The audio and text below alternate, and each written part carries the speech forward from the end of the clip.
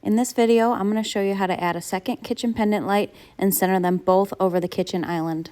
First, I'm going to mark with tape on my island where I want my lights to hang. My island is 7 feet long, so I'm marking mine 18 inches in from each end and then centering that with my island. Since my ceiling is vaulted and sloped, in order to figure out where it's going to be marked on there to match up with those spots that I marked on my island, I taped a magnet to a string, and then I'm just hovering that over the spots and then marking that directly on my ceiling where that lines up with on the string. Now that I have the spots marked on my ceiling where the two new pendants are going to go, I'm going to remove the old light fixture so that I can attach new wiring to the old wiring.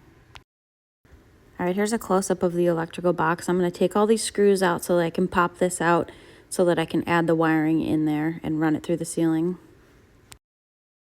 Alright, you can see that it was attached to one of the joists right there. So where I had it marked on the ceiling is right there. And I'm going to be running wiring through the ceiling from here to that spot that I marked. Alright, so I have my hole saw and I'm centering it with that spot that I marked.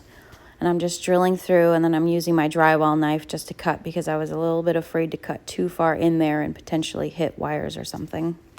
This is the Romex I'll be using to run the new wiring to attach to my pendants.